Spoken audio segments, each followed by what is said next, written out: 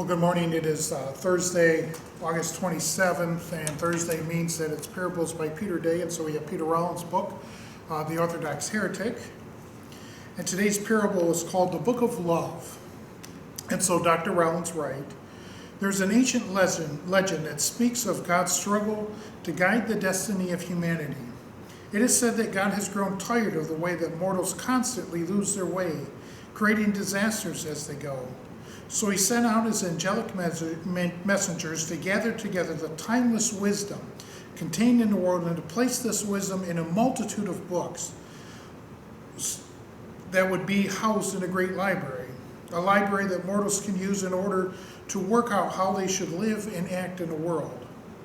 When, after many millennia, the great task was completed, the colossal library stood proudly in one of the world's greatest cultural capitals, dominating the skyline. However, this huge building contained too many books for any individual to read. It was all but impossible to reach the majority of the people, and the library's sheer size was enough to put anyone off even entering it. So God demanded that his couriers compress the essential wisdom into a single encyclopedic book.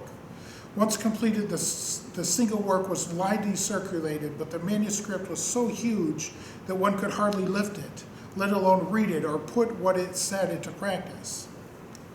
So yet again, God put his couriers to work crafting a booklet with all the essential information, but the people were lazy, and there were many who could not read, so the booklet was refined into a single word, and the word was sent up on the lips and life of a messenger.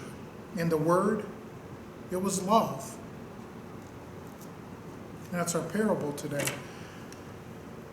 And so if you go into my office, you see probably a good 100 books.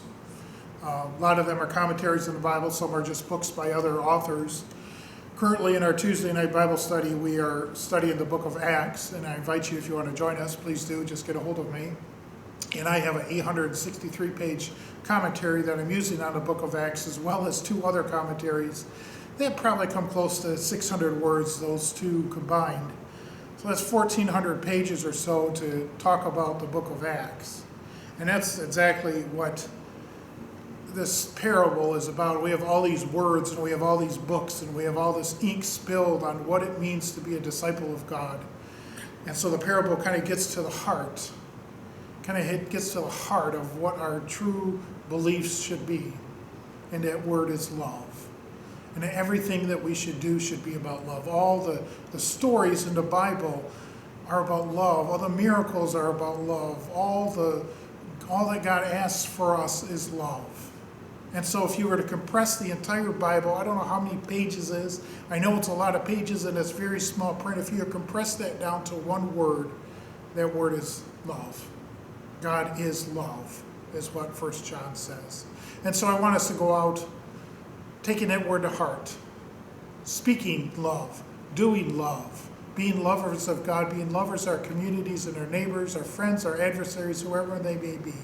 For love is at the center and at the heart of our gospel message. Amen.